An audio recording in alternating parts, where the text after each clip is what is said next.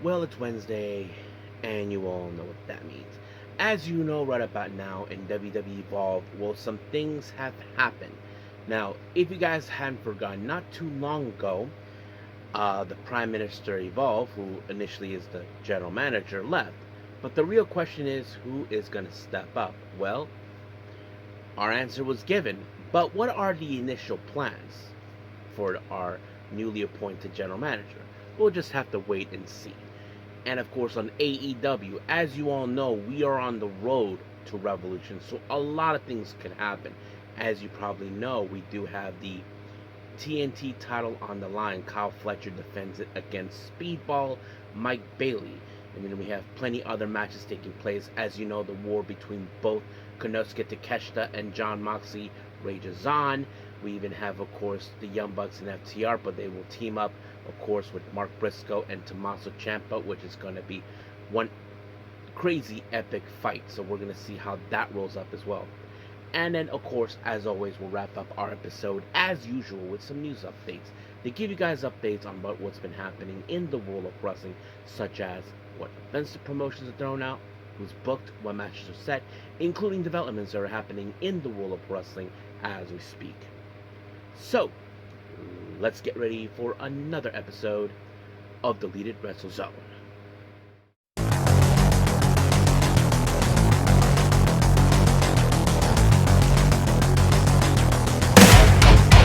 Are you ready? Get up, get up! Get up, get up! Get up, get up! Get up, get up! Get up, get up! Get up, get up! Hey everyone, welcome to Deleted Wrestle Zone, all things that is pro wrestling with AEW, NXT, New Japan Pro Wrestling, TNA, the National Wrestling Alliance, various promotions, wrestlers, matches, and championships.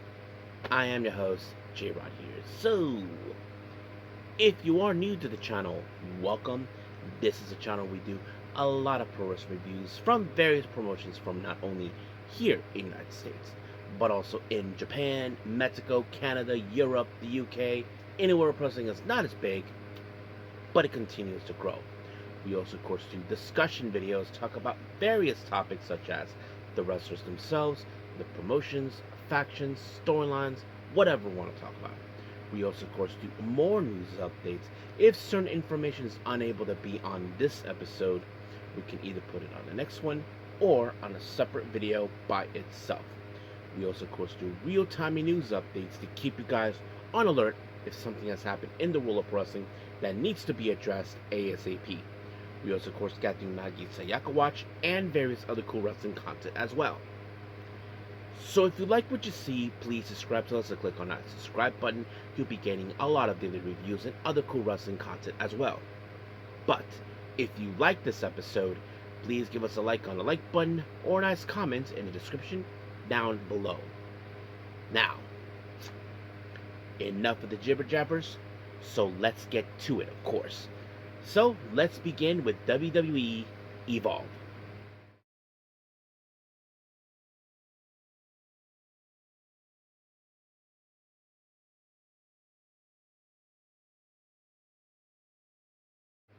Okay, WWE Evolve.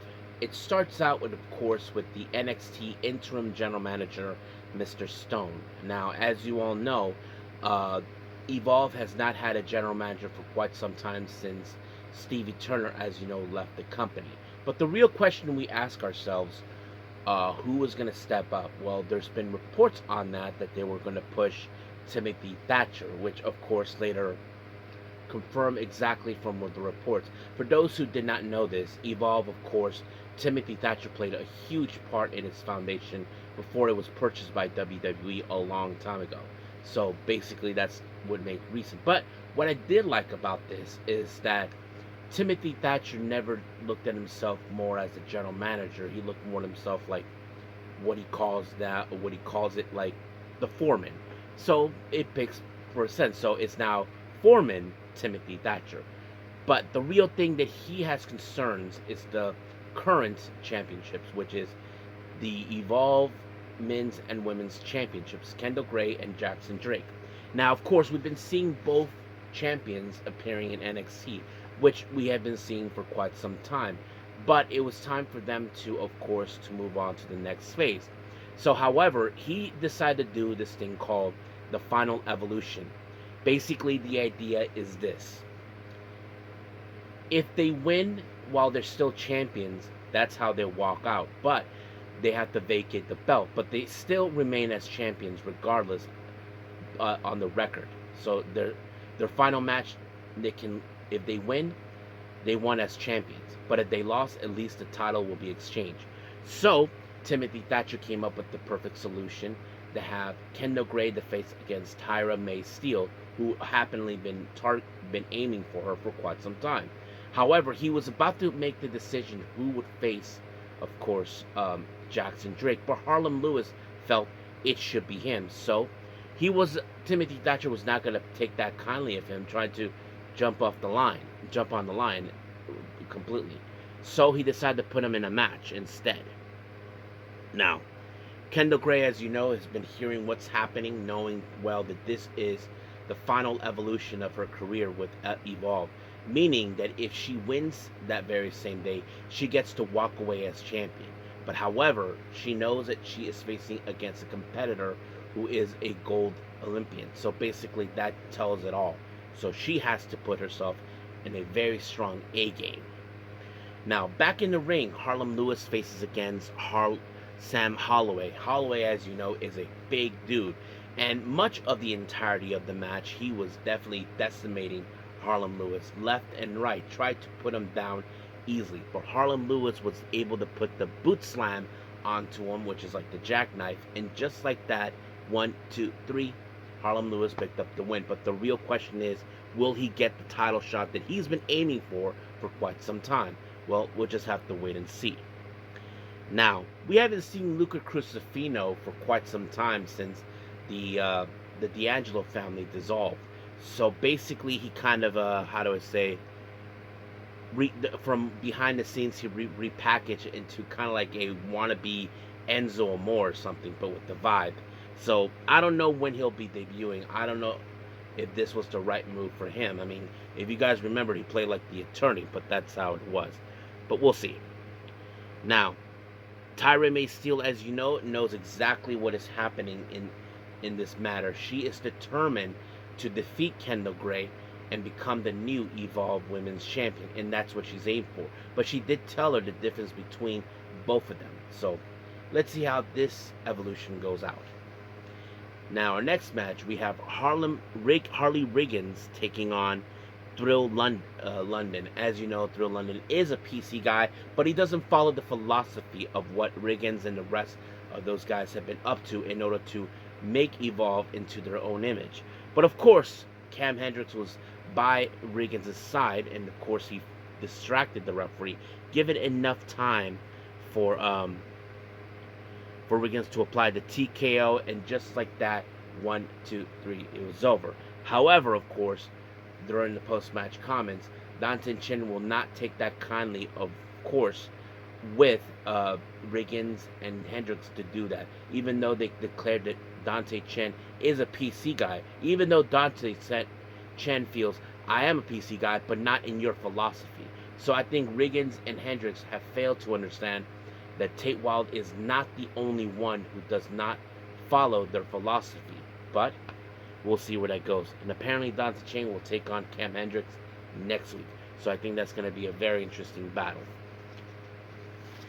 Now, in the office of the Evolve Foreman, Timothy Thatcher, Aaron Rourke had a conversation regarding about Jackson Drake's final evolution.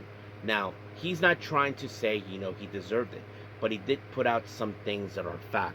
He was the one who, of course, who made the final decision to defeat the PC guys in that elimination 10-man tag match, and of course, he felt that because of what Jackson Drake did, walking out in this important event, put them in a bit of a situation. So he feels that he wants to step up to become the next leader of Evolve, lead them to what Evolve is meant to be. So Timothy Thatcher took it under consideration, realizing that his actions have already spoken for him in the ring. So it was decided that he will be facing, of course, Jackson Drake next week. But the real question is, how is Harlem Lewis is going to think about that? He felt that he earned it more, but we'll see. Now, we on to our main event, which of course is the Evolve Women's Championship. Tyra May Steele versus Kendall Gray, Kendall's final evolution, which is going to determine whether she walks out as a champion or walks out as the person who got dethroned. That is a good question. But much like we saw what happened in the first match with Sam Holloway tried to dismantle Harlem Lewis, well, Tyra May Steele was doing the same thing to Kendall Gray. Now, Kendall Gray did not have Ren Sinclair by her side due to the fact that she's been busy with preparing herself for her upcoming Speed title match. Well, she has to do things on her own. And of course, it was not easy until, of course, Kendall Gray stepped up to the gray area, and just like that, she went all manhandle. And then she applied the shades of gray, and just like that, 1, 2, 3, it was over. She retained the title, but at the same time, she gets to walk away as a champion while she relinquished the belt to Timothy Thatcher. And of course, she thanked the fans and all that, and now she's saying that she's ready to conquer NXT, which is something I think many fans are looking forward to it. And of course, they throw in a little bit of a video montage of her career, not only in Evolve, but also NXT, and people put out, "Thank you, Kendall Gray." So that's a fitting ending right there. So I can't wait to see what Kendall Gray will do in NXT, but we'll just have to wait and see. Until then, right now, let's move on to our next review, which is our last one, AEW Dynamite.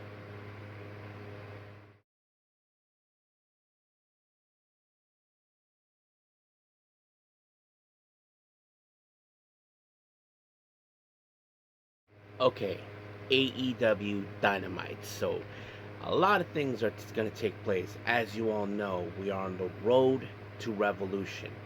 Now, we opened up with the Death Riders, Claudio Castagnoli and Jon Moxley, taking on the Don Callis family, more specifically Hechi Seto and Konosuke Takeshita. Now, keep in mind, this war between Takeshita and Moxley has been raging on since, of course, back in the Continental Classic, where Takeshita has already have a win over him, and of course, there's a draw. But to Jon Moxley, this whole thing has to end. That's what he wants. And of course, things were going to go out of hand, but unfortunately, Claudio decided to eye gouge Hechi Seto, and then, of course, put him in an inside cradle. 1, 2, 3, it was over. But all of a sudden, of course, in the post-match, the Don Callis family retaliates and attacks the Don Callis family. Marina Shafir gets taken out, but Takeshita does not want any excuses, does not want to hurt Moxley. He wants to beat him in a fair fight. And that's one of the things that Don Callis wants him to do, just beat him up so he can be weaker. But Takeshita is not in that fashion. Now, during an interview, Persephone and Willow Nightingale had a nice conversation. As you probably know, they will be facing each other for the TBS title. However, they do have one thing in common, and that is, of course, each of them defeated Mercedes Moné. Willow defeated Mercedes for the TBS title, while Persephone defeated Mercedes for the CML Women's World title.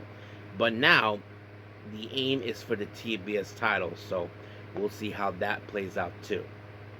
Now, Don Callis family, as you know, is making his little a little speech about his nonsense, because he's a total moron, talking about how Kyle Fletcher will defeat Mike Bailey in the TNT title match.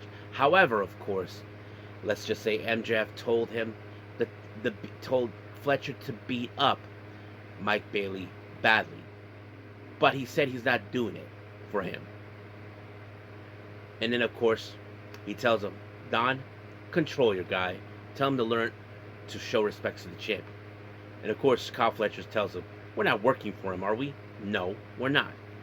So that pretty much says it all right there. Now, speaking of the TNT title, we have Mike Bailey versus Kyle Fletcher. I thought this match was awesome. I mean, Mike Bailey, we know he can deliver some great, performance. And I thought it was a fantastic match. I mean, he stood out there. He put everything that he had into this match, tried to take down Fletcher. But however, well, Okada showed up with the screwdriver, but that gave enough time for Kyle Fletcher to use the championship onto Bayley and then apply the sheer drop brainbuster. And just like that, 1, 2, 3, it was over. Of course, they don't want them to lose the titles, and this is why Don Callis is a total moron, because he thinks the rules don't apply to him. Well, sooner or later, someone is going to teach him a lesson. Now, we did see Brody King taking on Jaya Jewel in a squash match. Well, he just took him out with the lariat. Then he applied a Gonzo bomb, and then finally, 1, 2, 3, done. And then during the post match, he was calling out Swerve Strickland, and Swerve showed up with the chain, choking him. And of course, out of nowhere, we did see of Brody King just broke the chain like he was like unstoppable. And of course, Swerve's like, what the hell? And then of course, we did see that Brody was about to choke him out with the sleeper. And of course, Nana, I don't know what he was thinking. He just showed up, tried to. I'm like, oh, this idiot's gonna get himself hurt. But Swerve got out free. So basically, he should be asking, is he really the most dangerous man like he claims to be? You gotta have a guy who just broke a chain, for Christ's sakes. But we'll see how that plays out too. Now let's move on. Excuse me, gotta flip the page. Now, during the interview, Mike Bailey, of course, knows that he lost, but the way they did it was totally uncalled for. But the one thing right now, it's a done deal. Basically, there's nothing he can do to change that. But the one thing he has to focus now is him and, of course, his tag partner, Kevin Knight, have to focus on the trios belt, teaming up, of course, with Mystico. So that's going to be the one thing that is on his mind in Revolution. So we'll see how that plays out too. Now, our next match, we have Orange Cassidy and Darby Allin taking on the Dogs, consisting of Gabe Kidd and David Finlay. So, of course, the Dogs would try to do whatever it takes to dismantle both individuals. I mean, Orange Cassidy try to be Orange, Darby being Darby, that sort of thing plays out. But unfortunately, of course, Darby Allin ended up on the wrong side of the power driver by Kidd, and just like that, 1, 2, 3, it was over. However, of course, Clark Connors attacked Orange Cassidy and decided to finish them off. Roderick Strong showed up out of nowhere, and then, of course, the Dogs thought that Roderick Strong was on their side now, but apparently he did not. He tossed Orange Cassidy towards them to take him out, and just like that, Roderick Strong really helped out Orange Cassidy. I don't know what got into him. He gave him a high five, a real hard one that hurt his hand, but we'll see what happens when he gives his explanation. Now, on to the TBS Championship. We have Persephone versus Willow Nightingale. Of course, Persephone is a strong individual. I mean, she did dismantle Mercedes Moné in many ways possible. But Willow, as you know, she is a tough individual. But also, there's something I don't know if you noticed. During the entrance, Ian Riccaboni put up the Willow wraps. Now, those who don't know what that is, when Willow made her appearance in AEW and Ring of Honor, in Ring of Honor, Caprice Coleman does the Willow raps, like talks about this thing, and of course Ian Riccaboni got into the whole thing. He really got into the vibe, and Bryan Danielson was impressed by him, and Tony Schiavone was like, "Wow, that's cool." So if you guys never heard that, it's on Ring of Honor, so you should check those out. But I have to say the match was pretty good. I mean, Persephone did everything humanly possible to try to defeat Willow Nightingale in any means necessary. But she was about to apply the Razor's Edge onto Willow, but Willow overturned it, and then it went up to a backslide. And just like that, 1, 2, 3, she retained the belt. However, in the backstage with Harley Cameron, of course, better known as the Babes of Wrath, well, as you know, they have their sights set on both Lena Cross and Megan Bayne after what they did to them. But Willow Nightingale said that in the 0 hour of a Revolution that she's willing to put the TBS title on the line against Lena Cross. So we'll see how that plays out too. Now, our main match is, of course, before the press conference they'll throw in Mark Briscoe and the Young Bucks taking on FTR and Tommaso Ciampa. So you can tell that this match, all hell was going to break loose. I mean, there was going to be a lot of things taking place, not only in the ring, but also on the outside. I just hope that Weasel Stokely steers clear, because you want to get caught in its crossfire. But unfortunately, they took out Matt Jackson with the spike power driver onto the commentator desk, giving Tommaso Ciampa the chance to defeat Mark Briscoe with the knee strike. And just like that, 1, 2, 3, Ciampa and FTR won. But however, Tommaso Ciampa decided to dismantle more to punish Briscoe even further, and things got escalated from there. But we'll see what happens as we go from Revolution, not to Revolution, my bad. But anyway, during the press conference, of course, between MJF and Hangman, you all know what the stakes. Hangman said that he will not challenge for this belt ever again, and of course, the match will take place in a death match. But of course, like any other press conference, well, all hell broke loose, and it went from there to the ring, just like that. But Hangman was about to use whatever plunder he can find that relates to the Texas Death Match, but MJF steered clear from it. So we'll see what happens as we head to Revolution. So right now we are officially done. Let's move on to our last and final things, news updates.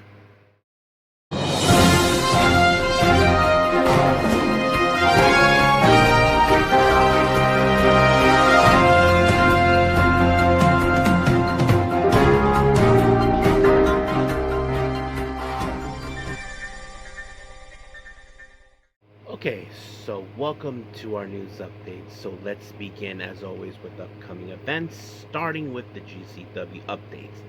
Now, as you know, we had the 2-day show taking place in Atlantic City very soon on the 14th and 15th. However, some updates were mentioned for the upcoming event on night 1, Ashes to Ashes, on the 14th of March. The GCW was supposed to happen on night 2, but it was moved up to, of course, to night 1. Atticus Cogar will defend it against Slade, that's my understanding. And then we got the Ultraviolet Championship. Otis Cogar, of course, Atticus Cogar's brother, will defend it against Connor Clexton, I think, I'm not sure. But anyway, yeah. Then we have Mr. Danger versus Jimmy Lloyd. Originally was supposed to be, of course, Ciclope, but for whatever reason, he's unable to do so. And then we have one show that's going to happen before the Collective. They're calling it The Last Call, and this is going to be on the 3rd of April in Las Vegas. So that's pretty much the last call taking place. Now on to some of the Las Vegas shows that will be taking place, which is the Collective. Bloodsport has announced that Yuji Nagata, Blue Justice, will be making his presence. 4 names have been added now for the Immortal Clusterfuck. Of course, they'll be taking on the 18th of April. Viperous, Beastman, Matt Mako, and Slade. So that's pretty much it for the GCW upcoming events. Now here's the rest of that category upcoming events. On the 20th of March in Arena Mexico, in CML, the CML World Trios titles will be defended. El Sky Team, Místico, Máscara Dorada, and Neon will defend it against the Death Riders. Specifically John Moxley, Wheeler Yuta, and Daniel Garcia. Then we have, of course, the House of Glory Super Clash on the 21st of March. Mina Shirakawa will take on Shotzi. And then finally, as you know, we have the collaboration between both Ring of Honor and Maple Leaf Pro Wrestling, the Global Wars Canada, on the 27th of March. Eddie Kingston will be making his appearance. Now, we still don't know for sure how he is. We know that he was pulled out due to some migraine headaches. I hope he's doing very well. Now on to developments. Fightful Select just reported that Sting, of course, has filed 2 trademark names. One is called Flash Borden, and the other one is called Blade Runner Sting. Now, don't know what's the significance of that, but however, related to Sting, Stephen Borden Jr., or just go by Stephen Borden, it was announced that on the 21st of this month, he'll be making his New Japan Academy debut at the 3rd anniversary showcase. So this is the first time he will be participating under the New Japan banner, but also it was also reported that this will be his 7th match in his pro wrestling career. Now, for those who don't know, I actually saw him when he was here in San Diego during Ring of Honor, and I think his opponent was Aaron Solo. Yeah, and he won. And I did notice that he did the stinger splash, and his jumping elbow drop that his dad normally does. Not on the turnbuckle, but right next to him, almost similar like him. Can't wait to see what he's going to do. Now, LA Park just went on to social media asking anybody if they know the number of Niño Hamburgesa. As you all know, recently Niño Hamburgesa was released from AAA due to him striking a fan that went viral on the internet. And LA Park has announced that he wants to give him a job. Now, it's still unclear exactly what is going on in that part, but it is what it is. Now, many of you remember I mentioned that Shinjuku FACE will be closing its doors in the fall in September. Well, apparently they have been discussions of a possible brand new venue. This is the official statement regarding about that. I'm like very curious about it. When I saw this, I'll pull it up real quick.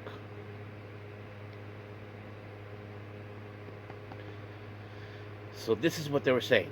Yuka Ogawa, the manager of Shinjuku FACE, has indicated the possibility of creating a new venue to replace the event hall in Shinjuku, Tokyo, which will be closing on September 30th. Ogawa of Humex Entertainment, the company that operates Shinjuku FACE, explained in the interview that the closure was a result of plans to rebuild an aging building. It would have continued, we would have wanted to, she said, expresses his regrets. Ogawa strongly emphasized that the need for the venue was capacity around 500 people in Shinjuku FACE, and revealed that they are exploring the possibility of opening a new venue. And this is what he said, I've been strongly appealing to the company and about establishing a new venue, and I believe that they understand. I want to build FACE again, while noting that nothing has been decided within the company. Ogawa expresses hope for an early realization. After we close in September, I want to reopen with a short and gap as possible. Regarding the location, she insisted candidates, saying, when you think about the accessibility stations that serve as hubs for Shinjuku FACE, Ikebukuro, Shibuya would be very good. As we name the venue, she smiles that it is Shinjuku. The name Shinjuku FACE would be good. So yes, the possibilities they want to build a brand new venue, it would make sense. I mean, Shinjuku FACE is I have to say personally, other than Gorkin Hall, Shinjuku FACE is a pretty good venue, and if they want to build a new one, go for it. I wouldn't mind, and hopefully they can get approval to get that done. I mean, if I ever make a trip to Japan, I would love to visit it, but probably I will get the chance to see Shinjuku FACE. So yeah, that's pretty much it right now. So let's call it a day. Well, I hope everybody enjoys this episode. Coming up, as you know, we have TNA and Ring of Honor. But I'm also, as you all know, I'm behind on both New Japan on their latest, the New Japan Cup, and Stardom on the latest Cinderella tournament. So we'll see how things will go from both ends. I hope I get that done as soon as possible. But as of right now, we'll leave things as it is, and we'll see how things roll. But however, the priority is TNA and Ring of Honor. But as of right now, we'll just have to wait and see. Until then, I will see you guys in the next DWZ time. Same DWZ channel. I must bid all of you adieu. So, goodbye, and have a nice day. Bang.